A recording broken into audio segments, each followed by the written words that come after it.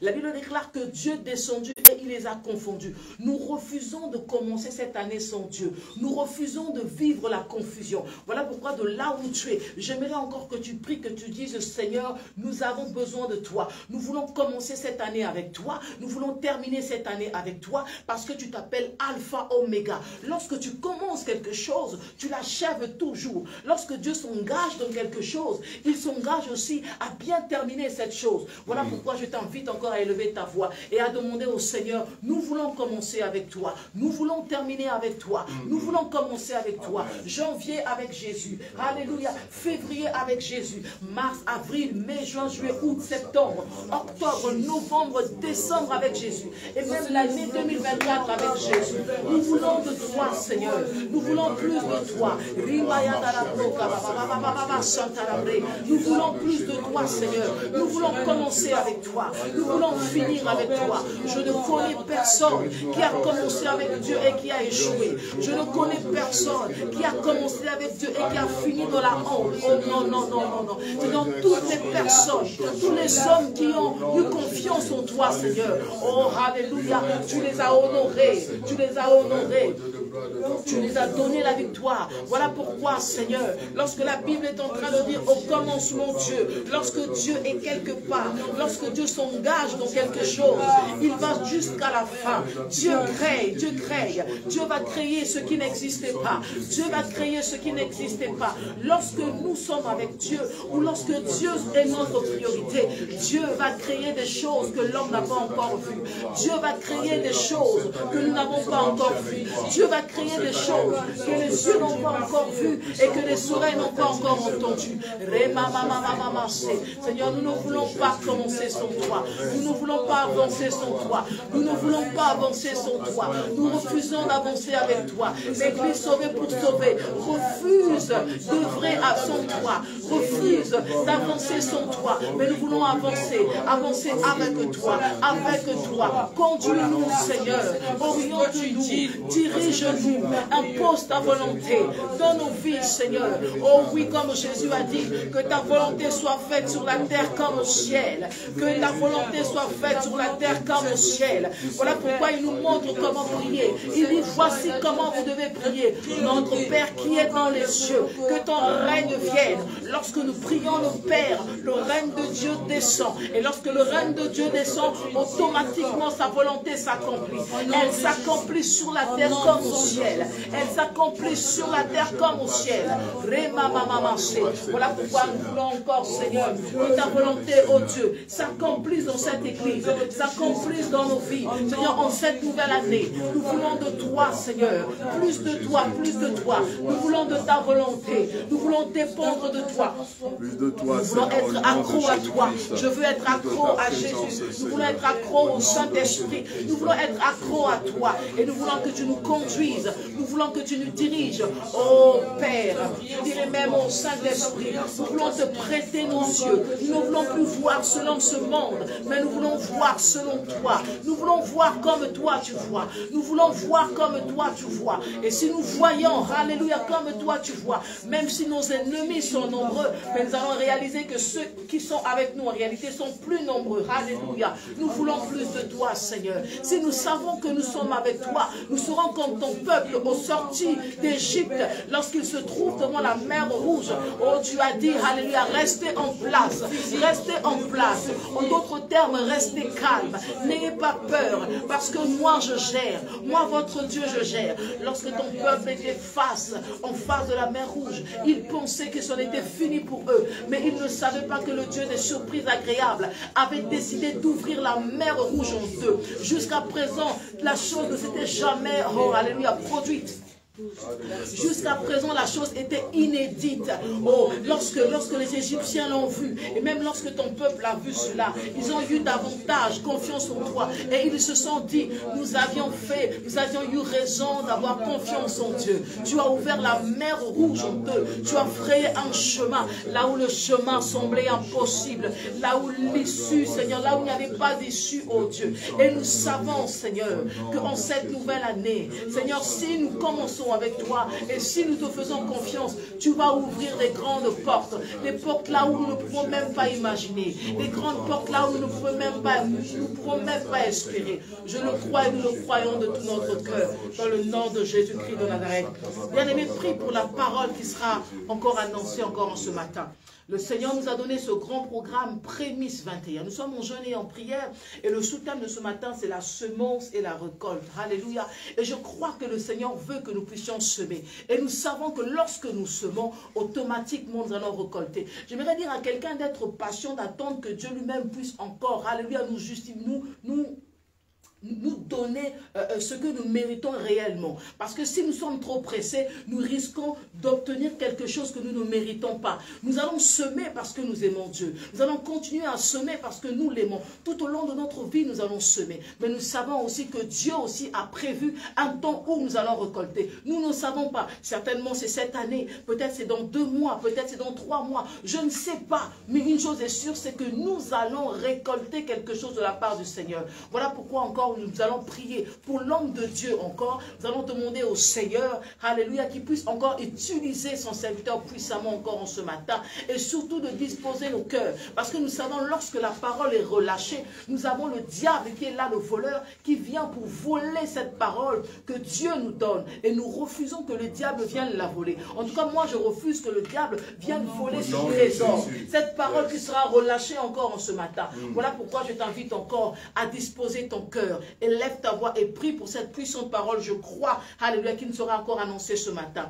Père, nous te prions, Seigneur, oh Dieu, pour ton serviteur. Nous te prions pour la parole, cette parole qui sera encore annoncée ce matin. Oh mon Dieu, mon roi, nous croyons que tu as encore prévu, alléluia, une bonne nourriture encore au Père en ce jour. Nous sommes venus manger, nous sommes au restaurant de Dieu. Et nous savons, lorsque Dieu nous donne à manger, il nous donne une nourriture de qualité. Il nous donne une nourriture de qualité. Parce que Dieu sait ce dont nous avons besoin. Dieu sait nous donner la nourriture du temps convenable. Et nous prions encore, Père éternel, ô Père, en ce matin, que tu te saisisses de ton serviteur. Nous prions, Père, que tu puisses oindre ton serviteur.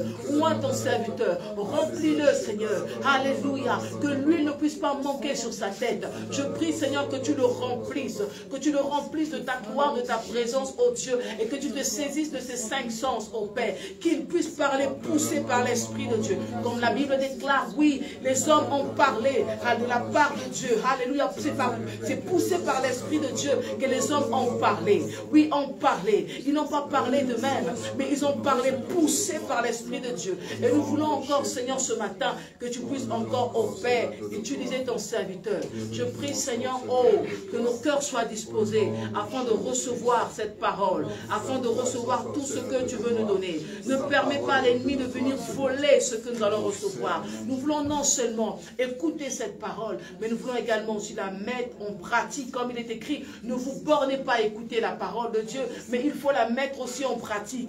Et nous prions, Seigneur, au Père, en ce jour, que cette parole qui sera annoncée, que nous puissions la garder comme un trésor, que nous puissions, Seigneur, surtout la mettre en pratique. Nous refusons d'être des orateurs oublieux, mais nous voulons, Seigneur, non seulement, alléluia, écouter cette parole, mais la chérir, la garder comme un trésor. Que la gloire te revienne au Père, parce que tu en es digne, dans le nom de Jésus-Christ de Nazareth.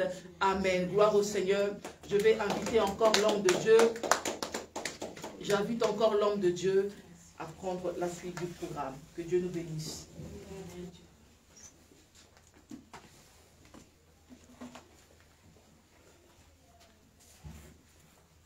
Voilà, que Dieu soit loué. Amen. Amen. Shalom à tout le monde. Gloire au Seigneur. Nous bénissons l'Éternel pour sa grâce, pour sa faveur. Ce matin encore d'être là dans sa présence et de partager sa parole. Voilà, nous sommes à notre réunion de célébration et selon la circonstance, puisque nous sommes dans un temps de prémisse 21, ce programme que nous avons commencé les 21 premiers jours de l'année, nous sommes en jeûne et en prière. Et nous sommes bénis par la grâce de Dieu. Plusieurs, n'est-ce pas, orateurs, plusieurs oratrices, serviteurs et servantes de Dieu sont également invités, associés, conviés à ce programme. Et le matin, nous avons les temps de prière. Le soir, nous avons les directs sur Brice Ndongala, Facebook, YouTube, SPS7 TV et également sur Radio Victoire Live. Nous sommes en direct sur ces différents supports à partir de 21h du lundi au jeudi et à 19h pour les vendredis et le dimanche à partir de 11h15. Nous sommes également connectés pour partager la pensée du Seigneur par rapport à cette année 2023. Et chaque année, Dieu donne une directive. Chaque année, Dieu donne une direction. Chaque année, Dieu donne une pensée. Et en cette année, prémisse 21, le 21 premier jour de l'année, et le thème que le Seigneur nous a confié, nous a donné, c'est 2023. Donc, c'est année de la semence et de la récolte. Année de la semence et de la récolte. Voilà, on va parler beaucoup, du coup, en cette année, de tout ce qui va toucher la semence, tout ce qui va toucher la récolte, tout ce qui va toucher, n'est-ce pas, tout ce qui va toucher la récolte, tout ce qui va toucher la semence, tout ce qui va toucher planter, tout ce qui va toucher récolter, vous voyez, toutes ces choses-là, les prémices notamment, les prémices, on va parler de ça, on va parler de, voilà, tout ce qui concerne, n'est-ce pas, recevoir de la part de Dieu. Et le Seigneur va nous faire un grand bien. Ouais. Je pense que beaucoup d'entre nous, nous voulons récolter, nous voulons être bénis, nous voulons être aisés, nous voulons avoir certaines conditions, nous voulons avoir certaines choses. Parce que nous travaillons. Si nous travaillons, c'est parce qu'on a besoin de finances. Si on investit quelque part, si on entreprend ici et là, c'est parce que nous nous rendons compte qu'on a besoin d'avoir des finances nécessaires pour permettre de subvenir à des besoins. Que nous voulions ou pas, nous faisons face à des besoins. Et si les moyens sont limités, bien aimé, on ne peut pas avancer, on ne peut pas réussir, on ne peut pas entreprendre, on ne peut pas posséder, on ne peut pas réagir face à certaines réalités. Voilà pourquoi la semence, elle est importante et la récolte, elle est aussi importante. Personne sur la terre peut dire qu'il n'a pas besoin de récolter. Celui qui vous dit ça, c'est un menteur. Celui qui vous dit ça, c'est un trompeur. Celui qui vous dit ça, c'est un hypocrite. Parce que nous avons tous besoin, d'une manière ou d'une autre, de récolter. Et c'est ce que nous avons en main qui nous permet de pouvoir fonctionner. Pour manger, on a besoin d'avoir quelque chose en main. Pour s'habiller, on a besoin d'avoir quelque chose, n'est-ce pas, entre les bras. Pour subvenir à différents besoins, nous avons besoin de moyens. Et quand je parle de moyens, je parle de la récolte. C'est-à-dire ce que nous recevons et qui nous permet soit d'investir, de vendre, qui nous permet en fait d'avoir un retour. Et ce retour nous permet de vivre tout simplement. Vous voyez, et toute personne en a besoin. Si vous n'avez pas de quoi, vous n'avez pas de récolte, vous n'avez pas de source de revenus, si vous n'avez pas quelque chose qui vous revient, qui a une certaine valeur, vous ne pouvez pas fonctionner. Vous serez en train de mendier, en train de quémander. Et vous savez très bien que ce n'est pas une position qui est simple, facile. Ce n'est pas une vie qui est souhaitée d'être là à la merci des autres. Vous ne pouvez pas avancer. Vous n'avez pas de projet, vous n'avez pas d'ambition, vous pouvez rien faire. Parce que même si vous avez des projets, vous n'avez pas les moyens pour les réaliser. Vous n'avez pas la capacité de mettre cela, n'est-ce pas, sur pied. Pourquoi? Parce que les projets ne suffisent pas, les idées ne suffisent pas. Il faut les moyens pour pouvoir les concrétiser. Voilà, vous êtes très silencieux ce matin, c'est bien parce que vous êtes en train de recevoir. Voilà, que Dieu bénisse également tous ceux qui sont connectés avec nous, et sur Facebook, sur YouTube et sur Radio Victoire Live. Que Dieu bénisse tous les auditeurs et partagez, permettez à d'autres personnes d'être bénies, de recevoir cette parole. Alors, nous comprenons clairement qu'on a besoin de récolte. Pour que cette œuvre puisse fonctionner, on a besoin de moyens. Pour que vous puissiez garder votre loyer, qu'on ne vous mette pas dehors, vous avez besoin, n'est-ce pas, de moyens. Pour que vous puissiez être habillé correctement, vous avez besoin de moyens. Pour que vous puissiez vous déplacer, vous avez besoin de moyens. Vous prenez un bus, vous payez, vous prenez un train, vous payez, vous avez une voiture, vous payez quelque part, d'une manière ou d'une autre, vous comprenez par là que l'homme a besoin de récolter et c'est le produit, le fruit de sa récolte qui lui permet de fonctionner. Maintenant, ce qui est important à savoir, c'est que il y a des gens qui courent après ces choses. Et c'est là que la Bible dit que l'amour de l'argent est un problème. L'amour de la récolte, vous voyez, c'est là un problème. C'est la racine de tous les maux. On a besoin du matériel, on a besoin de certaines choses pour nous aider à bien fonctionner, mais nous ne devons pas aimer ces choses plus que Dieu. Alléluia. C'est ça la nuance. On ne doit pas aimer ces choses plus que Dieu. D'ailleurs, même la Bible dit l'argent répond à tout. Donc la Bible donne une importance à l'argent. Elle nous permet de comprendre que si on n'en a pas, en fait, on ne peut pas être efficace. La même Bible dit que la sagesse du pauvre est méprisée. Donc tu peux être sage comme tu veux, mais la Bible dit quand tu n'as pas de moyens, quand tu n'as pas de finances, quand tu n'as pas de récoltes, quand tu n'as pas des choses en possession que les gens peuvent voir, ta sagesse là sera méprisée. Tu donnes un bon conseil, mais on te regarde. On dit il n'a qu'à appliquer lui-même ses conseils, il n'a qu'à lui-même d'abord réussir et puis il nous parlera de le fait de réussir. Tu donnes un conseil, mais on va écouter celui qui a les moyens. Vous savez, le monde respecte les gens qui réussissent. Le monde considère les gens qui réussissent. Quelqu'un peut ne pas te connaître, mais juste par ton aspect, il peut te donner une certaine valeur, une certaine considération. Parce que quand il te regarde, tu lui donnes l'impression d'être quelqu'un. Tout comme il peut aussi te mépriser juste par ton apparence. Tu es négligé, tu n'es pas présentable. Naturellement, la personne te prend de haut. La personne va te parler avec un certain dédain.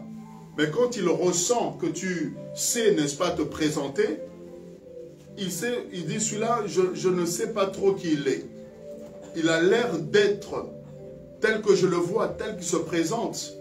Je sens que, voilà, il est quelqu'un, il a une certaine valeur. Et tu vois que la personne te donne aussi un respect, une considération en fonction de l'apparence. Vous êtes dans une voiture.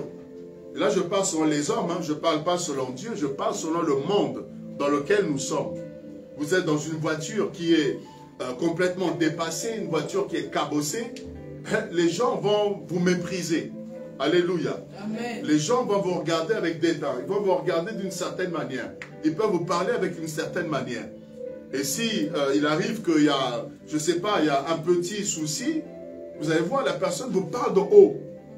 Pourquoi? Parce que l'état dans lequel votre voiture est, automatiquement, lui se place de haut. Mais si c'est l'inverse, vous êtes dans une voiture qui est assez confortable, qui est assez bien, qui est assez propre, qui est récente, qui a une certaine marque, vous allez remarquer que les gens vous traitent différemment. Les gens vous considèrent différemment. Les gens ont un certain respect. Ils ont une certaine considération. Ils vous donnent une certaine valeur par rapport à ce que vous avez. Là, je parle sur le monde. Alléluia. Amen. Dans lequel nous sommes, dans lequel nous fonctionnons. Et quelque part, maintenant, si on veut gagner ces gens, si on veut toucher les personnes, eh bien, nous devons quelque part avoir ne fût-ce qu'un minimum. Un minimum qui fait qu'il y a des gens qui peuvent s'arrêter, te donner la valeur, écouter le message que tu as donné. Si déjà nous n'avons rien, nous sommes pauvres, si nous sommes méprisables, si nous sommes négligés, bien aimés, on ne pourra pas toucher certaines personnes. On aura un évangile qui va toucher qu'une catégorie de personnes. Des gens qui sont pauvres, des gens qui sont dans la précarité, des gens qui sont dans la souffrance, dans la misère. C'est un évangile qui va seulement toucher ces personnes-là. Mais si on veut toucher une certaine classe de personnes, si on veut toucher une certaine catégorie de personnes, bien aimés, au-delà de l'évangile, je dis bien au-delà de la puissance de Dieu, je dis au-delà de l'onction du Saint-Esprit, alléluia, ensemble, au-delà de l'efficacité de la parole, nous devons ajouter aussi l'aspect qui va avec. Parce qu'il y a des gens, avant d'écouter ton message, il regarde déjà s'il peut t'accorder du temps ou pas. Vous êtes d'accord avec moi ou pas? Il regarde déjà, est-ce que tu n'es pas fou? Est-ce que tu n'es pas quelqu'un de bizarre? Et il peut ou pas t'accorder son temps. Il peut ou pas t'écouter. Il peut ou pas s'asseoir et prendre son temps pour écouter ton message. Le temps, c'est de l'argent. Les gens n'ont pas le temps. Tout le monde est pressé. Les gens ont leur série, ils ont leurs choses. Donc pour que quelqu'un puisse s'arrêter, s'asseoir, prendre son temps de t'écouter, c'est que, bien aimé, non seulement tu as la parole, tu as quelque chose de spirituel, mais aussi parce que tu as un peu de moyens qui permettent à ce que la personne puisse, n'est-ce pas, donner du crédit à ce que tu fais. Amen. C'est très très important. Vous faites une vidéo, même si votre message c'est la meilleure prédication au monde, mais vous faites une vidéo dans des conditions qui sont catastrophiques. Vous faites une vidéo, l'image elle est datant comme de 1850. Vous êtes dans un cadre, tout ça, qui est complètement bizarre. Vous vous exprimez, vous présentez d'une manière, je ne sais pas, bizarre. Bien aimé, que vous vouliez ou pas, vous allez remarquer que les gens vont vous accorder, allez, quelques secondes. Quelques secondes seulement. Et qu'est-ce qui va se passer? Il va se faire qu'on va vous zapper. Même si votre message est très bon. Mais c'est juste qu'il n'y a pas les conditions qui permettent aux gens de pouvoir donner du crédit, de la valeur à ce que vous faites. Amen. Amen. Amen, amen. Amen. On parle de la semence et on parle de la récolte. Loin de moi le message de la prospérité, loin de moi le message de voilà qu'il faut tout avoir. Je suis très équilibré. Et la Bible est équilibrée. La Bible n'est pas contre le fait que les enfants de Dieu puissent réussir. La Bible n'est pas contre le fait qu'on puisse récolter, qu'on puisse avoir, n'est-ce pas, l'abondance. Amen. Amen. La Bible dit quoi? Que si tu obéis à la voix de l'Éternel, tu ne prêteras pas, plutôt tu n'emprunteras pas, mais tu prêteras. N'est-ce pas? Amen. Tu n'emprunteras pas, mais tu prêteras. Donc si tu arrives à cette dimension de ne pas emprunter, c'est que tu as une certaine abondance qui te permet de ne pas emprunter, de ne pas regarder aux autres pour subvenir à tes besoins. Et là, bien au contraire, c'est que tu as un niveau où tu peux maintenant être une source de bénédiction pour les autres. Tu peux pourvoir aux besoins des autres. Tu peux prêter même aux autres. Pour prêter à quelqu'un, c'est que tu en as suffisamment pour toi. Alléluia. Amen. C'est que j'ai assez pour moi et je peux me permettre de pouvoir prêter justement à l'autre sans pour autant que ça puisse m'impacter moi-même directement. Donc vous comprenez que c'est l'amour de l'argent, c'est l'amour des choses du monde, c'est l'amour du matériel plus que Dieu. C'est ça qui est condamné par la parole. C'est ça que Dieu n'aime pas. Qu'on puisse aimer les choses plus que lui. Il y a l'ordre de priorité. Et si vous regardez Matthieu 6, 33, la Bible dit quoi? Cherchez premièrement le royaume et la justice. Est-ce que je peux aider quelqu'un? Est-ce que la Bible dit chercher uniquement? C'est pas dit comme ça. Hein? Oui, on aurait dit chercher uniquement le royaume et la justice. Mais ce n'est pas ce qui est écrit. Il est dit chercher premièrement. Donc il y a un ordre de priorité qui est donné ici au royaume des cieux, qu'on doit chercher en premier. On doit chercher en priorité à aimer le Seigneur. C'est tout ce qui concerne le royaume des cieux, tout ce qui touche à notre salut. C'est ce qu'on doit chercher en premier, en priorité. Dieu doit passer avant toute chose.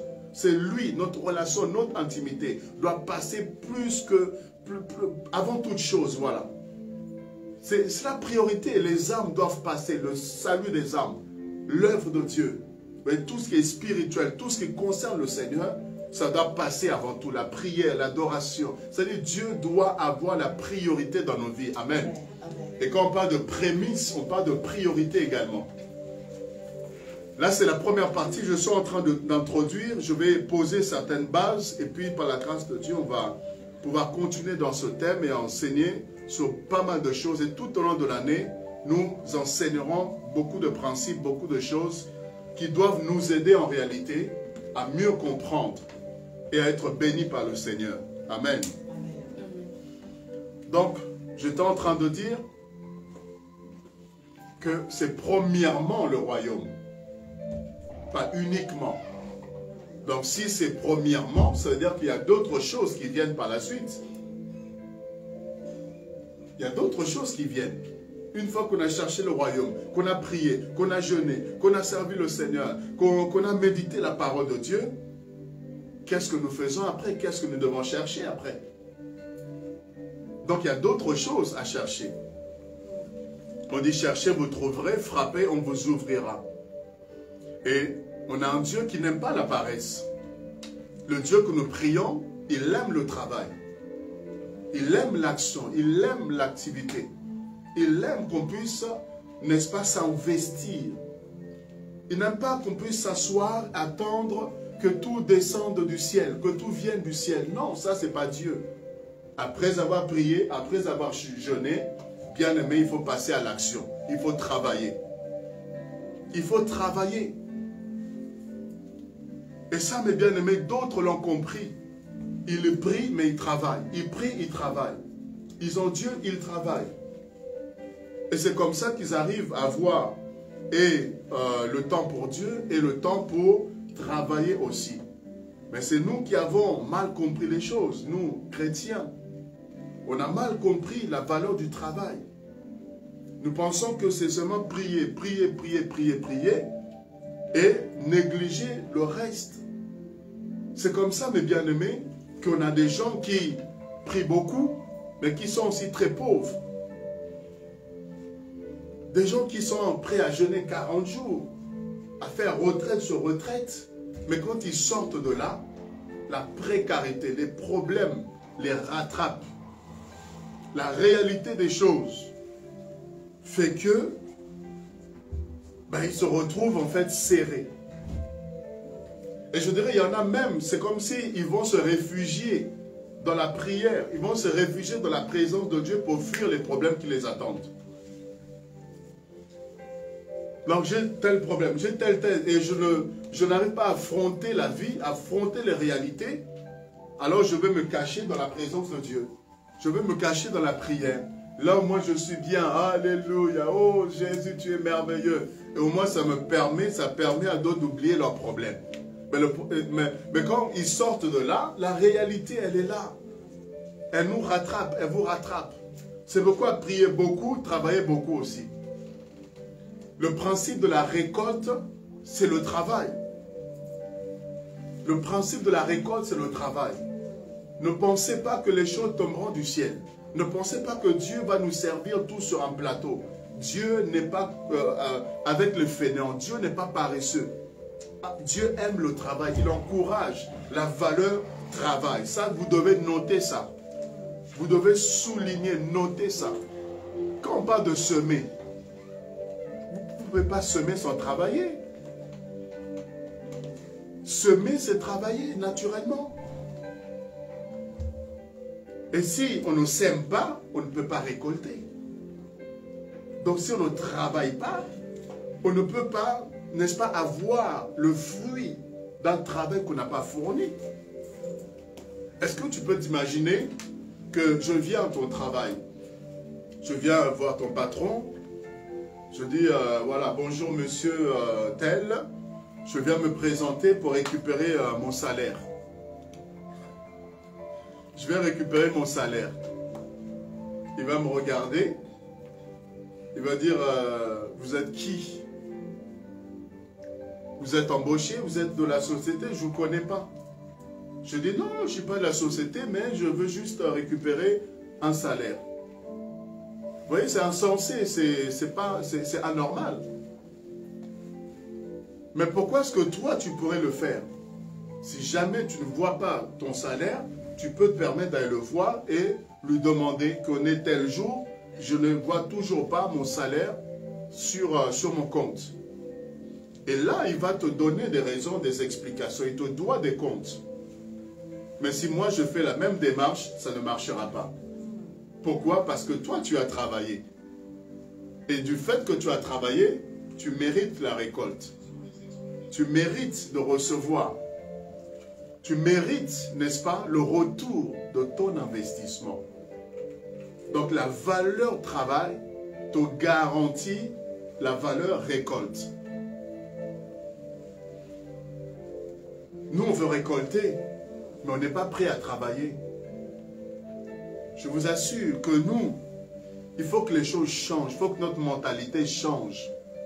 Nous pensons que la prière fait tout. La prière ne fait pas tout. Je vais choquer quelqu'un, et je ne suis même pas choqué parce que vous serez d'accord avec moi. Il y a des gens qui ne prient pas. Mais ils arrivent à voir des choses sans jeûner. Ils achètent des maisons, ils ont des voitures, ils peuvent changer comme ils veulent, ils peuvent déménager comme ils veulent, ils vont en vacances. Vous voyez, les gens font des choses sans même jeûner et prier, sans même connaître Dieu, sans avoir le Saint-Esprit, sans avoir l'onction.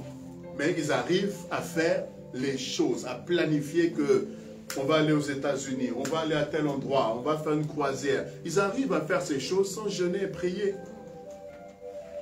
Ils arrivent à investir, à entreprendre, et ça marche. Sans avoir forcément fait 40 jours de retraite, sans être passé par une cure d'âme et la délivrance. Mais ils arrivent à faire ces choses-là. Vous savez pourquoi? Parce qu'ils respectent la valeur travail, tout simplement. Parce qu'ils travaillent pour avoir ce qu'ils ont. Ils travaillent. Ils font les études pour... Et ils ont un travail qui leur permet de pouvoir faire certaines choses. Donc, vous comprenez bien qu'il y a de ces choses qui n'ont rien à voir forcément avec la prière. C'est le travail. C'est le travail. Et ça ne demande pas que tu sois chrétien. Ça demande juste que tu travailles et tu as, n'est-ce pas, un retour. Tu travailles, tu as un investissement. Tu travailles, tu reçois le fruit de ton travail. Et du coup, ça te permet de pouvoir fonctionner. Ça te permet de pouvoir agir, opérer. Donc ici, j'aimerais vraiment nous aider à comprendre la notion de la valeur du travail. Parce qu'on ne peut pas parler de semences et de récolte sans parler du travail. Naturellement, on doit travailler. Amen. Dans les deux cas, ça demande une action. Est-ce que vous pouvez semer les mains dans les poches, les bras croisés et puis vous semez? Non, ça n'existe pas. Je ne sais pas quelle récolte vous allez avoir. Vous allez avoir du vent. Vous semez le vent, vous récoltez le vent. Ou encore mieux, la tempête. Puisqu'il est dit, celui qui sème le vent récolte la tempête. Si vous brassez de l'air, vous allez récolter de l'air. Vous ne travaillez pas, vous êtes là, 1er au 31, vous dormez, vous levez à l'heure que vous voulez, vous avez la belle vie, mais à la fin, vous attendez avoir le salaire d'un cadre. Mais ça n'existe pas. Ça n'existe pas. Ça, c'est dans un monde, je ne sais pas, de rêve. Mais il y a des gens qui ont un salaire qui est important, mais ils travaillent en conséquence. Ils travaillent pour avoir ce qu'ils méritent. Donc ici, nous comprenons la valeur du travail. Et comme je dis, ça n'a rien à voir avec la prière, le jeûne, la retraite, ça n'a rien à voir. Et c'est ce que nous, on doit ajouter. On fait ces choses, on médite la parole, on cherche Dieu, mais une fois qu'on sort de là, on doit aller travailler. On doit aller travailler. Jésus a dit que l'heure est là, le jour est là, où je dois travailler, où il doit travailler. Il dit, mon Père agit, moi aussi j'agis. Nous devons agir, mes bien-aimés. On doit agir, on doit poser des actes. La Bible dit, tout ce que ta main trouve à faire, fais-le. Ce que ta main trouve, plante, sème, fais quelque chose. Tu dois réagir, tu dois travailler. Nous devons travailler, mes bien-aimés. On ne doit pas être fainéant, on ne doit pas être paresseux. La manne ne tombera pas tous les jours du ciel. Hein. Dieu peut faire grâce qu'une porte s'ouvre d'elle-même. Mais ne tombons pas dans l'habitude de penser, de croire que les choses seront faciles, simples, et que Dieu va tout faire pour nous et nous, on n'aura rien à faire. Non, ça c'est faux et archi faux. Est-ce que je peux aider quelqu'un? Genèse chapitre 2, vous connaissez l'histoire. Regardez, c'est d'emblée, hein, Dieu nous apprend la valeur travail, d'emblée. Donc, il a créé toutes choses, et quand on arrive au 6e jour, il va créer l'homme. Et quand il crée l'homme, qu'est-ce qu'il va faire? En créant l'homme. Vous voyez, il a déjà placé les conditions. Il a mis les conditions, il a tout mis en œuvre. Mais le 6e jour, il crée l'homme. Regardez le verset 7 de Genèse 2. Genèse 2, le verset 7. L'Éternel Dieu forma l'homme de la poussière de la terre, il souffla dans ses narines un souffle de vie, et l'homme devint une âme vivante. Et le récit bien-aimé de la création nous montre un Dieu travailleur. Dieu a travaillé. Il n'a pas envoyé simplement les anges pour faire les choses, mais lui-même a travaillé. Dieu dit, vous allez retrouver cela, Dieu dit. Dieu parle, donc Dieu agit. L'Éternel fit, forma. Vous voyez, c'est pour vous montrer que Dieu est un Dieu travailleur. Et d'emblée, il se présente à nous comme étant celui qui aime l'action, celui qui travaille. Et même quand on parle de l'Esprit de Dieu, la première mention, la première fois où on parle du Saint-Esprit dans la Bible, il est en mouvement. Est-ce que quelqu'un me saisit ce matin? Amen. Il est en mouvement. L'Esprit de Dieu se mouvait. Bien aimé, si on comprend ces choses-là, je crois qu'en cette année, il y a des gens qui vont entreprendre. En cette année, il y a des gens qui vont multiplier leurs finances. Il y a des gens, bien aimés, Dieu va changer votre quotidien. Vous allez sortir de la précarité, sortir des découverts. Il y en a assez avec ça, bien aimé. L'œuvre de Dieu doit avancer. On doit avoir des gens qui peuvent investir dans le royaume de Dieu. On doit avoir des personnes qui peuvent être partenaires, qui peuvent se dire, homme de Dieu, tous les mois je m'engage à soutenir l'œuvre de Dieu. Quand on a des missions, on doit avoir des personnes qui peuvent soutenir, supporter la mission pour aller gagner les âmes pour le Seigneur. On ne peut pas être limité. On ne peut pas, bien aimé, être là et on n'avance pas. Pourquoi? Parce qu'on n'a pas les moyens. Alors que d'autres ont des comptes en banque garnis et ne savent même pas quoi en faire. Ils font des folies avec. Ils font tout et n'importe quoi. Mais nous qui pouvons faire des bonnes choses, qui pouvons sauver, gagner des âmes, nous qui pouvons délivrer des personnes, qui pouvons transformer les vies des gens, à cause des moyens, nous sommes limités. Et les temps que ça change. Amen. Alors, on nous dit que, verset 8, l'Éternel Dieu, j'aime ça. L'Éternel Dieu fait quoi? Planta, alléluia. L'Éternel Dieu planta un jardin en Éden. C'est Dieu qui a planté le jardin. Vous savez, planter un jardin, c'est quoi? Planter un jardin, ça demande de travailler. Ça demande de prendre des plantes, de travailler, d'arranger et de positionner les plantes et faire en sorte qu'il y ait un jardin qui soit bien organisé. Donc, il y a la notion de travailler. Dieu a travaillé pour mettre en place un jardin en Éden. Donc, il a travaillé pour que l'homme soit dans un confort, l'homme soit dans un environnement qui soit favorable. Et c'est pas tout, hein. Il a mis l'homme. Ok? Il a mis l'homme qu'il avait formé. L'Éternel Dieu fit pousser du sol les arbres de toute espèce, agréable à voir et bon à manger, l'arbre de la vie au milieu du jardin et l'arbre de la connaissance du bien et du mal. Donc Dieu a planté, n'est-ce pas? Et ces arbres-là pouvaient donner des fruits, pouvaient amener de la récolte. On parle de la semence et de la récolte. Et Dieu nous montre la voie, il nous montre le chemin. C'est lui qui est le créateur de toutes choses. Il prend le temps de semer pour récolter. C'est pour nous enseigner. C'est pour nous montrer la voie. C'est pour nous dire que si vous voulez manger des fruits de votre récolte, vous devez au préalable semer. Et j'anticipe pour dire à quelqu'un un principe.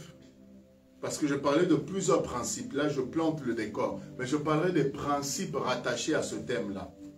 Mais là, ici, comprenez qu'il n'y a pas de récolte sans semence. Il n'y a pas de récolte sans semence. Il n'y a pas d'abondance sans travail.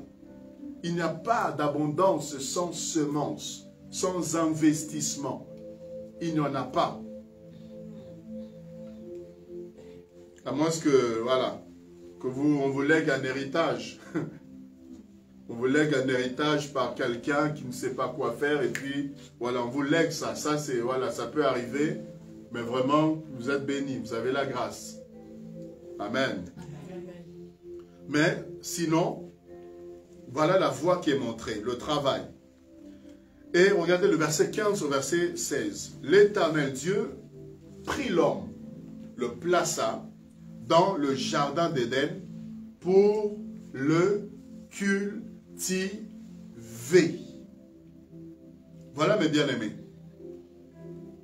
Le Dieu travailleur apprend à l'homme la valeur travail. Il apprend à l'homme de cultiver. Il le place dans le jardin. Il dit, moi j'ai travaillé déjà. Mais toi tu dois travailler aussi. Travailler à entretenir, travailler à cultiver, travailler à semer. Alléluia. Voilà le premier travail que Adam avait. De semer, de cultiver, de travailler la terre. Pourquoi? Pour qu'il y ait de la production, pour qu'il y ait de la productivité. Il devait travailler, cultiver la terre et le garder. Cultiver et garder. Cultiver, planter et garder, gérer. Gérer la récolte, gérer la semence, gérer la productivité. Voilà, c'est des choses qu'il était appelé à faire. Veiller à ce que tout soit harmonieux. Donc il y a la notion de gestion. Il y a la notion de semer et la notion de gestion. Et on parlera de la gestion aussi, parce que vous pouvez avoir une bonne récolte, mais si vous ne savez pas gérer la semence, vous ne savez pas gérer la récolte, vous reviendrez toujours au point de départ. Amen. Amen. Donc je parlerai de la notion de la gestion. Il y a tellement de choses qu'on va parler. Ça va être merveilleux. Merci Seigneur pour toutes ces richesses que tu nous donnes. Toutes ces paroles, tous ces enseignements, toutes ces révélations pour nous aider à avancer. L'Éternel Dieu donna cet ordre à l'homme: tu pourras manger de tous les arbres du jardin. Tu pourras manger, mais il faut travailler et cultiver. Si tu cultives et tu gardes bien le jardin, tu pourras manger du fruit. Tu pourras manger, tu pourras te réjouir du fruit de ton travail, de ta récolte. Vous voyez ici? Est-ce qu'on a compris la valeur travail? Est-ce qu'on a compris que on doit semer pour récolter? Ne soyons pas des rêveurs. Des gens qui veulent récolter. Je reçois, je reçois, je reçois, je reçois. Mais qui ne savent pas payer le prix. Qui ne savent pas faire les sacrifices qui sont attachés à la récolte.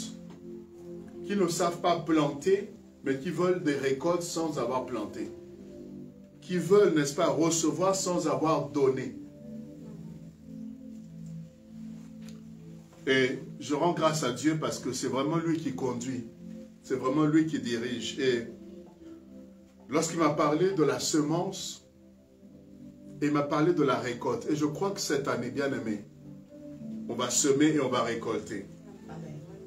Tous ceux qui croient en cette parole, tous ceux qui croient à ce message, qui croient en cette orientation, et tous ceux qui vont comprendre le message et qui vont appliquer ces choses, je vous dis la vérité, vous allez semer, vous allez récolter.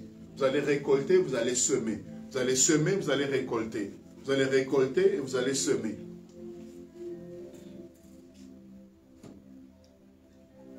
Oui, je dis semer, récolter, récolter, semer. J'expliquerai ça plus tard. Oui, j'ouvre des parenthèses et après on verra toutes ces choses-là. Vous semez, vous récoltez, vous récoltez, vous semez. Vous semez, vous récoltez, vous semez. On va comprendre tout ça. Dieu va nous faire du bien. Alors, Genèse 26, le verset 12. Genèse 26, le verset 12. Genèse 26, le verset 12. 2023, année de la semence et de la récolte. C'est ce que Dieu m'a dit pour nous, la famille Sauvée pour Sauver, l'Église de Dieu, et pour l'ensemble des enfants de Dieu qui vont s'approprier, n'est-ce pas, cette parole et qui vont mettre ces choses-là en pratique, ils seront également bénis. Matthieu 26, le verset 12. Genèse, qu'est-ce que je dis? Genèse 26, le verset 12. Écoutez bien, écoutez, c'est très fort ce que je veux dire. Et ne rate pas l'occasion de dire Amen. Ne rate vraiment pas l'occasion. Parce que ces choses doivent s'établir dans ta vie.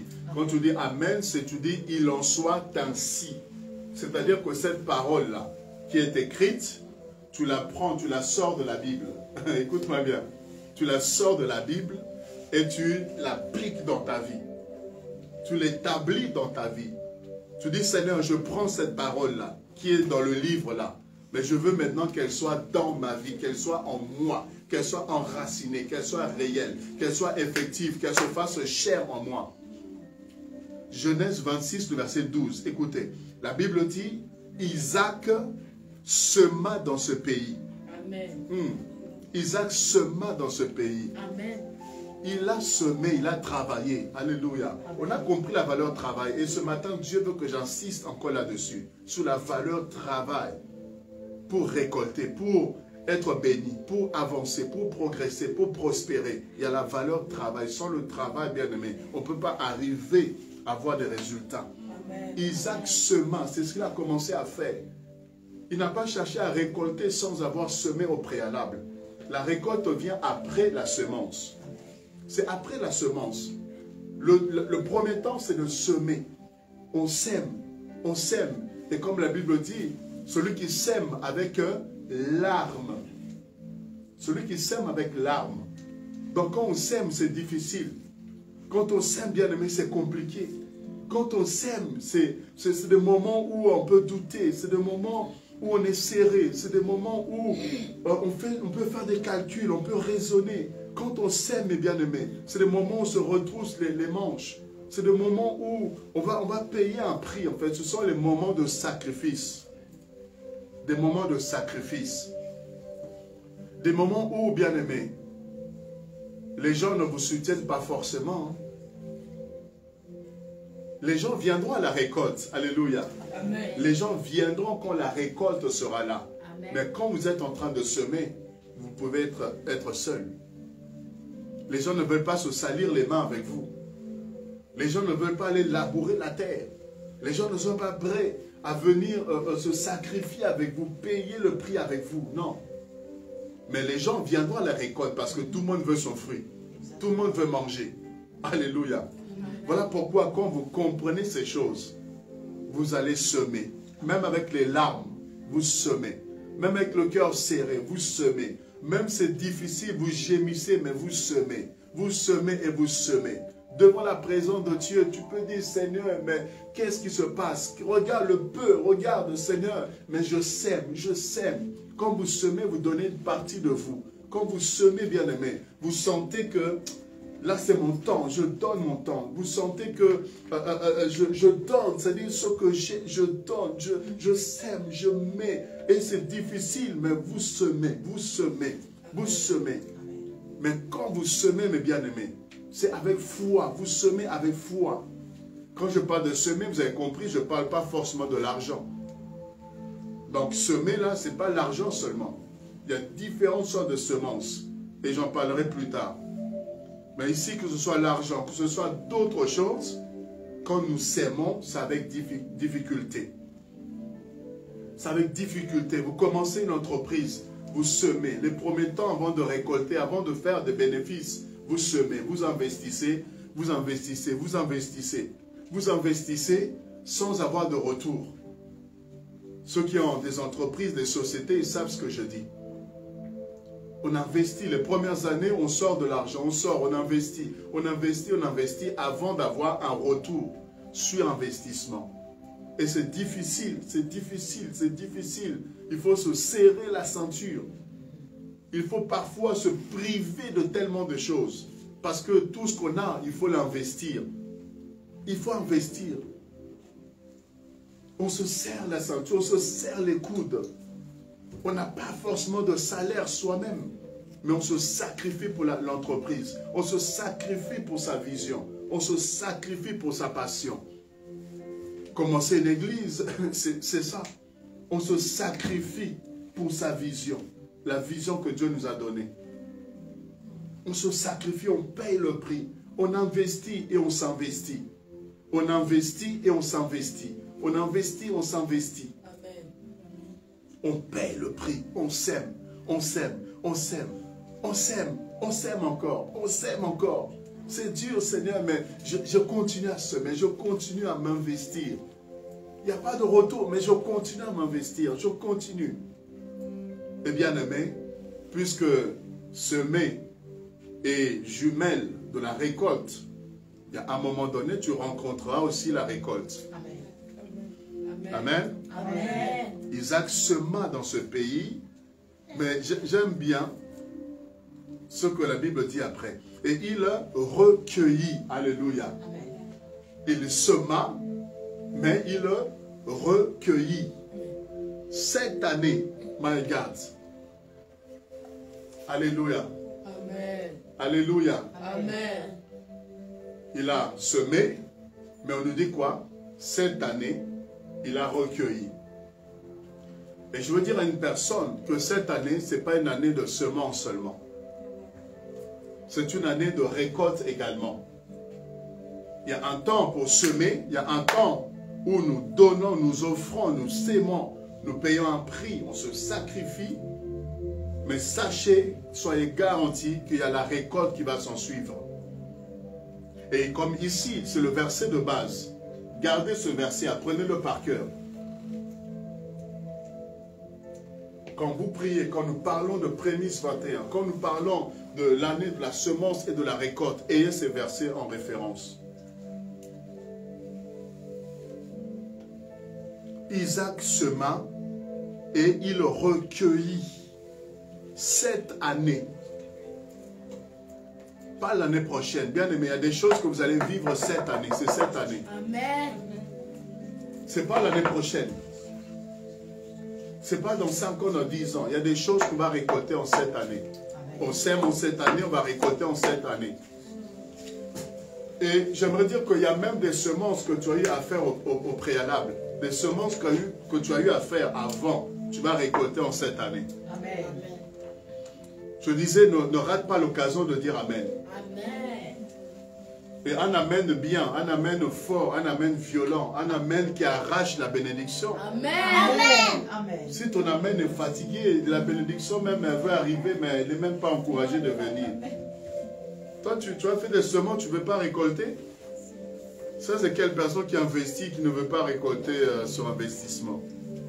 Donc, quand tu sèmes, tu dois récolter.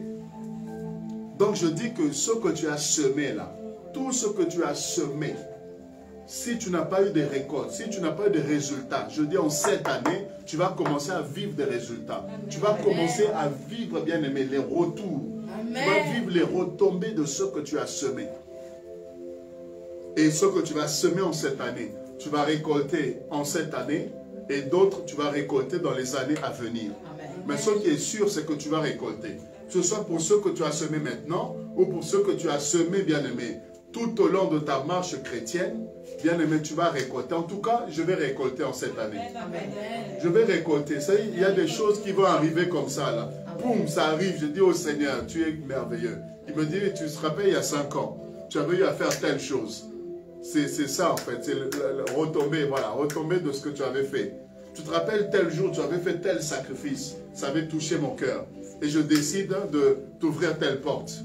Tu te rappelles, tu avais fait telle chose. Là, voici, je t'exauce. Tu avais fait telle prière en ce jour-là. Et tu avais posé tel acte. Ça avait réjoui mon cœur. Et là, je décide de te bénir. C'est-à-dire, il y a des choses qui vont arriver. Ça va nous surprendre, ça va nous étonner. Parce qu'en fait, Dieu lui-même connaît le temps que lui a fixé. Nous, on s'attendait peut-être à un moment, mais lui avait décidé que ce soit un autre moment. Et quand ça arrive à un moment où tu n'as pas attendu, c'est pour que la surprise soit agréable. Si on organise un anniversaire, que vous êtes déjà au courant, vous venez et puis vous assistez comme tout le monde. Mais lorsque vous dites, viens un peu, on va aller voir telle personne, et que vous arrivez, on ouvre la porte, et tu t'aperçois que, wow, my God, toi aussi tu es là, wow, tu es venu toi aussi, oh là là, mais comment tu as fait, mais oh, tu es venu juste pour mon anniversaire, wow. Et tu te rends compte que les gens ont pris le temps de travailler pour te faire la joie, pour te rendre heureux, pour te surprendre. Et tu verras que ce sera tellement un beau moment, inoubliable, parce qu'on a su te faire surprise. Et bien aimé, Dieu veut qu'on ait un waouh. Est-ce que je peux dire à quelqu'un, comme prophète de Dieu, qu'en cette année, tu diras plusieurs fois waouh. Amen. Tu diras waouh. Waouh. Tu vas répéter ça plusieurs fois. Waouh. Waouh. Oh Seigneur. Oh Dieu. En fait, je vois quelqu'un être dans l'étonnement. Je vois quelqu'un être dans l'étonnement cette année. Dans l'étonnement. Les nouvelles qui vont arriver, ça va t'étonner. Ah, je veux que ce soit établi dans ta vie. Amen. Les choses qui vont arriver, les nouvelles qui vont t'arriver, ça va t'étonner. Là où tu ne t'attendais pas, là où tu attendais peut-être dans 5 ans, dans 10 ans, je dis ça va arriver en cette année. Amen. Des choses que tu espérais dans le lointain, ça va arriver en cette année. Ça va se déclencher en cette année. Ça va se décanter en cette année. Tu vas vivre, toucher, expérimenter des choses en cette année. Amen. Tu vas récolter, bien-aimé, ce que tu as semé. Amen. Dans les années passées, tu vas récolter cela. Et ce que tu vas semer en cette année, il y a de ceux que tu récoltes en cette année et d'autres que tu vas récolter dans les années à venir, dans les temps à venir. Mais ce qui est sûr, c'est que tu auras de quoi récolter en cette année. Tu vas récolter et récolter et récolter. Parce que Dieu a décidé en cette année de nous faire du bien. Regarde, je vais te donner un petit détail. Je suis toujours dans le même verset. Hein. Isaac a semé, il a recueilli, mais il y a un détail que la Bible ajoute. Et j'aimerais déclarer ce détail dans ta vie. J'aimerais déclarer ce détail dans ta vie. La Bible ne dit pas qu'il a seulement recueilli. Il n'a pas seulement récolté. Il n'a pas seulement amassé. Mais la Bible dit au centuple. Oh mon Dieu. Amen. Au centuple. Voici le détail que j'ai pour toi. Au centuple. C'est-à-dire au-delà de ce qu'il a semé. Au-delà de ce qu'il a investi. Au-delà de ce qu'il a donné. Au-delà, bien-aimé, du travail fourni. Au-delà des efforts. Au-delà de ses attentes. Il a eu au centuple. Et je déclare et je prophétise, j'établis ces paroles dans ma vie et dans ta vie, dans cette église et dans la vie de tous ceux qui sont connectés, qui nous suivent. J'établis cette parole dans le nom de Jésus-Christ de Nazareth. Je prie et je déclare qu'au centuple, au-delà de ce que tu as semé, au-delà de ce que tu as fait, au-delà de ce que tu as investi, au-delà de la force que tu as donnée, de l'énergie que tu as investie, au-delà des actes que tu as posés, que tu reçoives au-delà, au-delà, au-delà, au-delà, tu reçois au-delà. Je dis, tu vas recevoir au-delà. Au-delà de tes attentes. Au-delà, n'est-ce pas, de ce que tu désires. Au-delà, au centuple, la Bible dit. Au centuple, au centuple. Et ça rejoint les disciples qui posent la question. On a abandonné, ceux qui ont abandonné les maisons, ceux qui ont abandonné les femmes, ceux qui ont abandonné des choses, n'est-ce pas, pour toi. Qu'est-ce que tu leur donnes? Qu'est-ce que tu leur promets? Le Seigneur a dit également que vous allez recevoir toutes ces choses-là au centuple. Oh my God. Jésus a dit aussi que vous allez recevoir au centuple. Et ici, bien-aimé, Dieu va nous donner au-delà. Nous allons recevoir au-delà de tout ce que nous avons semé. Parce que Dieu fait toujours au-delà. Dieu fait toujours au-delà de ce que nous espérons, au-delà de ce que nous pensons, au-delà de ce que nous croyons. Il le fait pour nous étonner. Il le fait pour démontrer sa fidélité. Il le fait pour nous montrer qu'il n'est pas un homme, mais il est Dieu. Et il est un Dieu de multiplication. Alléluia. Amen. Alléluia. Amen. Que cette parole s'établisse dans ta vie. Amen. Et on dit car l'Éternel le bénit. L'Éternel le bénit.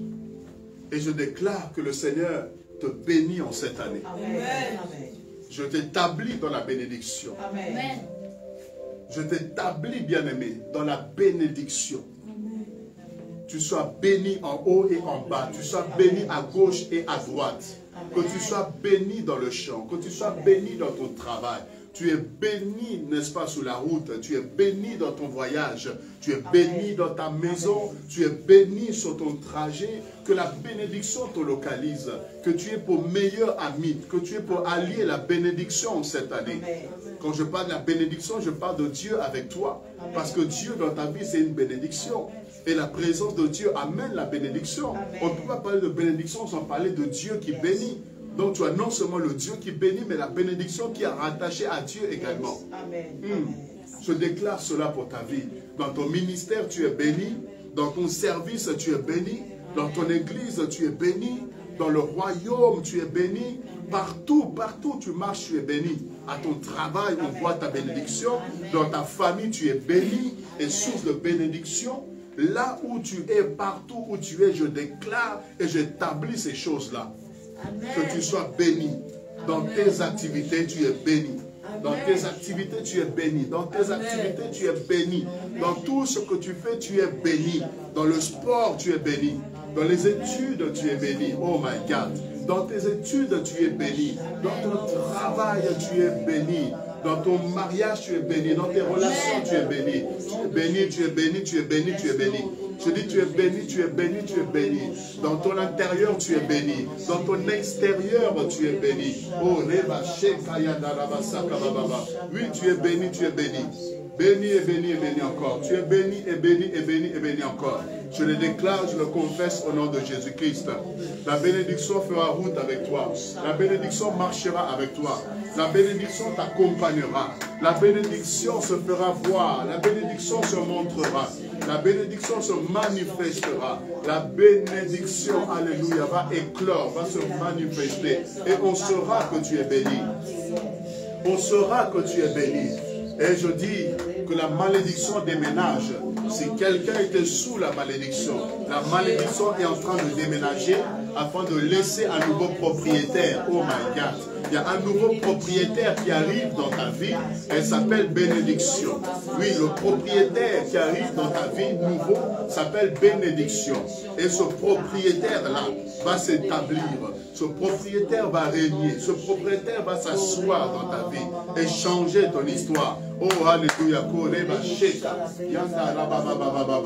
Un nouveau propriétaire. Un nouveau propriétaire. La malédiction déménage. La malédiction déménage. La pauvreté déménage. La pauvreté déménage. Le blocage déménage. Change d'endroit. Quitte ta maison. Quitte ta vie. Oh, les limitations quittent ta vie. Quitte ta vie.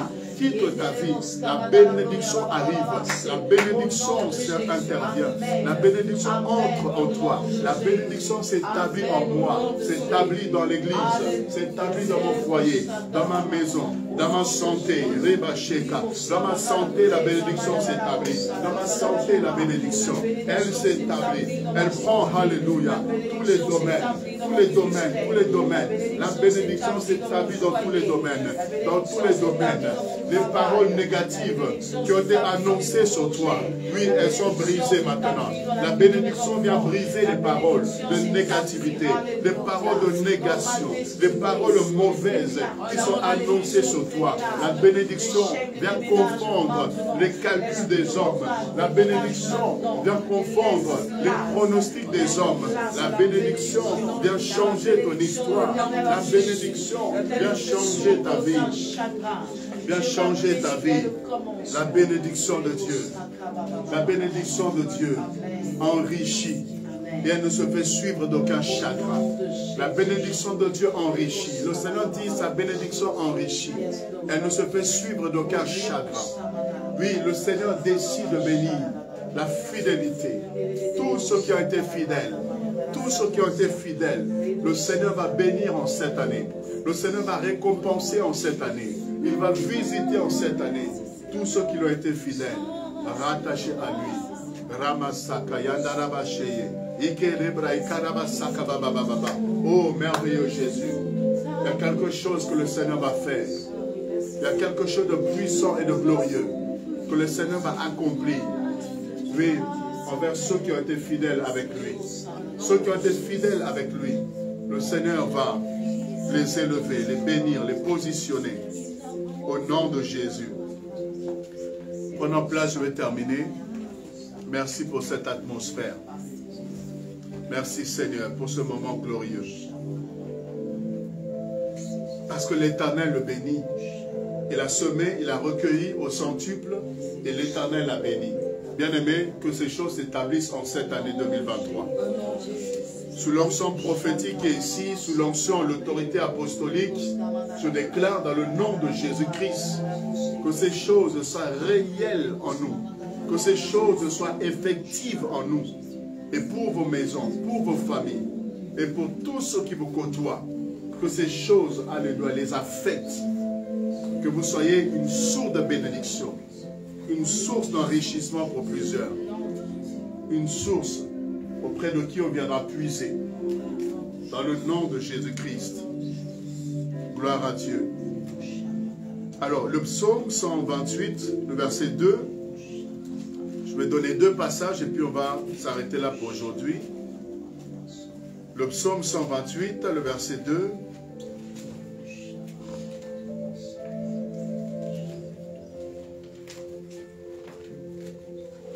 Voilà, je veux qu'on le lise, le psaume 128, nous prenons le verset 2. La parole du Seigneur déclare ceci. Tu jouis alors du travail de tes mains. Tu jouis alors du travail de tes mains. Tu es heureux, tu prospères. Ça, c'est le deuxième verset qui va nous accompagner cette année. Il y a trois versets que je vous donne, trois passages que je vous donne, que Dieu m'a donné, rattachés à ce message. L'année de la semence et de la récolte. Il y a ces trois versets-là qui sont rattachés. Le psaume 128, le verset 2. Vous devez apprendre ça par cœur, le souligner, l'apprendre par cœur.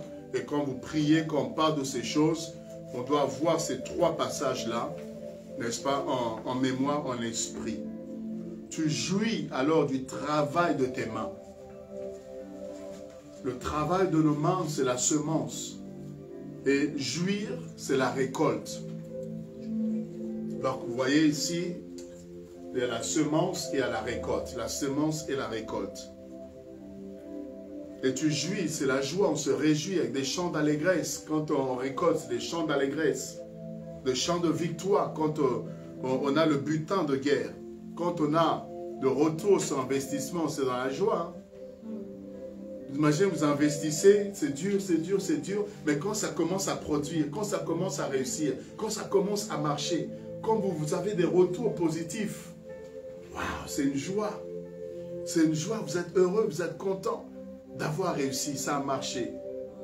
Ça a marché, vous êtes heureux, ça a marché. Les gens répondent, il y a des besoins, on parle, waouh, tout ça, et vous voyez les gens qui affluent.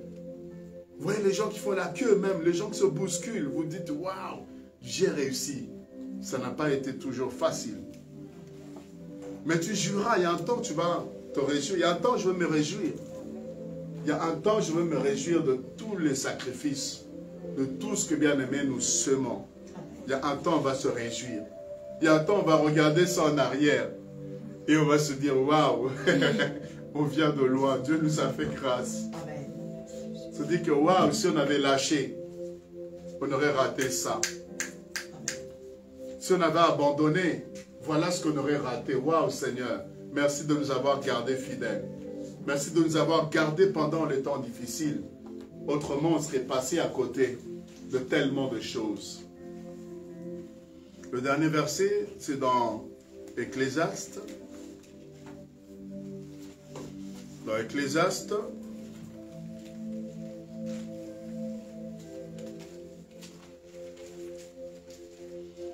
le chapitre 3.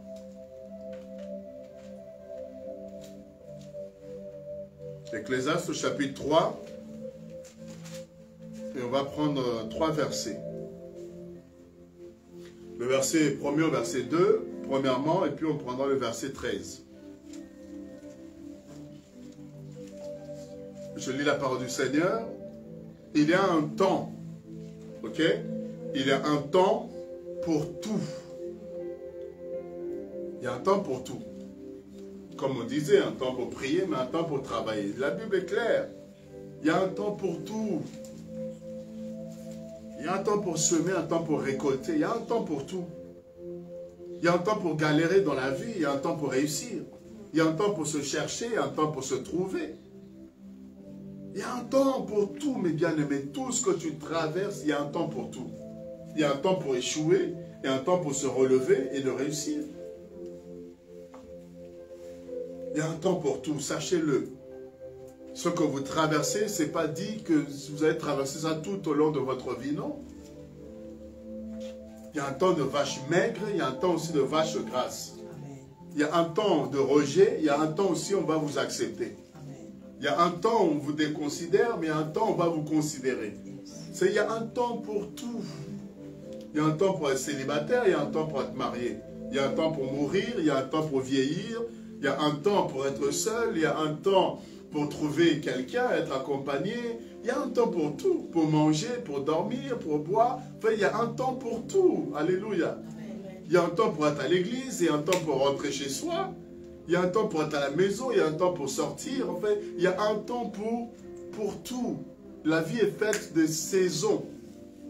De saisons. Là, nous sommes à une saison de notre vie. Mais ce n'est pas dit qu'on restera dans cette saison. Non, il y a autre chose qui va arriver. Les choses ne resteront pas telles qu'elles sont. Il y a autre chose qui va arriver. Parce qu'il y a une saison où Dieu a grandi la famille. Il y a un temps pour être en couple, mais il y a un temps pour être parent. Il y a un temps pour avoir un enfant, mais il y a un temps pour agrandir la famille. Enfin, il y a un temps pour toutes choses. On dit un temps pour toutes choses sous les cieux. Pour naître, ok? Un temps pour mourir. Un temps pour planter, mon Dieu. Un temps pour planter. Il y a un temps pour planter. Et on doit avoir ce temps-là de planter. On doit avoir le temps de semer, mes bien-aimés. N'attendez pas la récolte quand c'est le moment de semer. Quand c'est la semence, là, on doit semer. On doit semer, mes bien-aimés. N'attendez pas de récolter au moment où vous devez semer. Semez. Et quand ce sera le temps de la récolte, récoltez. Donc, il y a un temps pour arracher ce qui a été planté. Vous voyez? Un temps pour semer et un temps pour arracher ce qui a été semé. Donc, en d'autres termes, récolter les fruits de votre semence. Amen. Amen. Je termine avec le verset 13.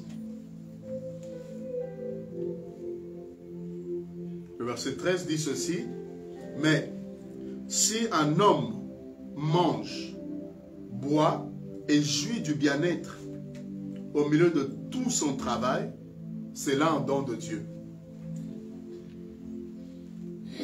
Merci Seigneur pour ces passages, pour ces versets que tu nous donnes. Amen. On nous dit si un homme mange, s'il boit et fait quoi? Jouit du bien-être de quoi? Au milieu de tout son travail. Donc c'est quelqu'un qui a travaillé, il a semé. Maintenant, quand le moment de la récolte arrive, il jouit de sa récolte.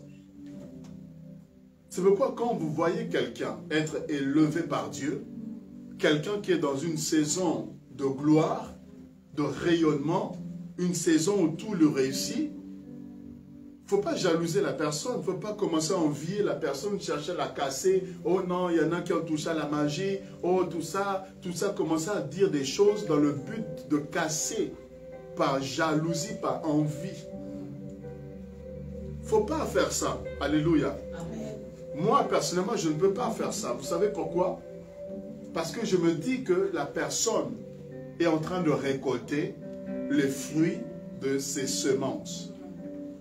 Si Dieu le fait grâce aujourd'hui, si Dieu l'élève, si Dieu décide de lui donner autant, sûrement la personne a eu aussi des moments où elle a semé, des moments où elle a été seule, des moments où elle a été rejetée, abandonnée, des moments où elle s'est sacrifiée, elle s'est privée, elle a payé un prix avec le Seigneur dans les coulisses et que Dieu a été touché et décide à un moment donné de faire grâce à cette personne. Qu'il se réjouisse de son temps. Qui se réjouit de son temps. Et moi, je suis de ceux qui me réjouissent avec les autres. Qui sont en train de briller, en train de réussir. Qui sont dans leur saison de couronnement. Qui sont dans leur gloire. Je dis gloire à Dieu, merci Seigneur. Parce que je connais la valeur du prix. Je sais qu'ils n'ont pas ça juste comme ça. C'est la grâce de Dieu, certes. Mais il y a un prix à payer quand même. Et je me dis que je continue à payer le prix. Je continue, moi, à payer le prix. Je continue à faire ce que je dois faire avec Dieu. Et au temps important, il fera aussi ce qu'il doit faire avec moi, en son temps. Parce que si je ne me réjouis pas du bien des autres, quand mon tour arrivera, je serai, comment dire, mal de voir que des gens me taxent de sataniste. Parce que Dieu m'utilise puissamment. Des miracles s'opèrent, sa gloire se manifeste. Je serai dérangé d'entendre que non, il a touché à la magie, c'est des faux miracles. En fait, d'entendre des choses négatives, alors que je sais que j'ai cherché Dieu. Et que Dieu m'a fait grâce à un moment donné de vivre, de voir certaines choses. Donc, si tu ne veux pas qu'on fasse quelque chose, ne le fais pas aussi aux autres. Réjouis-toi du bonheur des autres et on se réjouira de ton bonheur. Réjouis-toi de la récolte des autres. Quand toi aussi tu vas récolter, on se réjouira aussi de ta récolte. On ne peut pas récolter en même temps parce qu'on n'a pas semé en même temps. Vous voyez? Pourquoi jalouser-nous? On n'a pas semé en même temps. Et puis on n'a pas semé la même chose. Bon, ça je parlerai même après. Il y a des semences qui prennent plus de temps que d'autres. Il y a des semences, vous semez, il récolte. Mais celui qui vous n'avez pas semé la même chose. Si lui récolte maintenant, c'est le temps de la récolte. Par rapport à sa semence, c'est le temps qu'il récolte. Ce n'est pas dit que je ne vais pas récolter. Ce n'est pas dit que tu ne vas jamais récolter. C'est juste que ta semence, en fait, dépend aussi du temps. Il y a un temps par rapport à la récolte. On ne mange pas les fruits à tout moment. Il y a des saisons. Donc si tu as des tomates là, ben voilà, réjouissons-nous, on a des tomates, mangeons les tomates. Le temps des autres fruits arriveront, le temps des autres légumes, le temps d'autres choses viendront. Parce que c'est une question simplement de temps et de saison. Alléluia, c'est fort, hein? Amen. Est-ce qu'on est béni? Amen. Et on dit que celui qui se réjouit au milieu de tout son travail. Bien-aimés, travaillons. Amen. Travaillons. On doit être attaché au travail. Plus nous allons travailler, plus nous allons semer, plus il va arriver un moment où on va se réjouir de nos semences. on va se réjouir, bien-aimés, du fruit de notre travail. Et on dit c'est là un don de Dieu. C'est un don de Dieu. Et je termine par là. Parce que, bien-aimé, semer, récolter, jouir du fruit de ta semence, c'est un don de Dieu. C'est un don de Dieu. Parce qu'on peut semer et au moment de la récolte, on n'est plus là. C'est d'autres qui récoltent à notre place. On peut travailler, fournir tellement d'efforts. Et au moment de la réussite, au moment de manger les fruits, on n'est plus là, on est parti. Et c'est chacun qui va récupérer sa part. Mais quand on a semé et on voit le résultat, ce pourquoi on a travaillé, ce pourquoi on s'est donné, Dieu nous garde en vie et qu'on vit ces choses-là. Bien aimé, c'est le don de Dieu, c'est la grâce de Dieu. Est-ce qu'on peut dire merci Seigneur? Merci Seigneur. Qui a été béni ce matin? Amen. Gloire à Dieu. Moi-même, je suis très béni par ce message. Et j'ai hâte pour la suite. J'ai hâte pour la suite. Il y a tellement de choses. Et je crois même que je vais écrire un livre. Je vais écrire un livre là-dessus. Et il y a tellement de choses. Et je crois que ça va bénir parce qu'il y a beaucoup de confusion par rapport à la semence. Il y a des gens qui sont aigris. Dès qu'on parle de la semence, ils sortent les griffes, tout ça, parce que je crois que ça va aider à comprendre déjà plusieurs types de semences, à comprendre en fait tellement de choses, les prémices, toutes ces choses-là. Donc je crois par la grâce de Dieu que je vais écrire là-dessus. Donc il y aura un livre qui va carrément en fait, voilà, la semence et la récolte. Et j'enseignerai tous ces principes-là qui nous aideront à comprendre la notion du travail, qui nous aideront à entreprendre, qui nous aideront à semer et à récolter. Et je sais que Dieu nous fera un grand bien. Amen. Que Dieu bénisse tous ceux qui ont suivi également ce programme à travers les différents réseaux sociaux, la Radio Victoire Live. Que le Seigneur vous fasse du bien. Nous qui sommes ici, on va se lever et on va clôturer.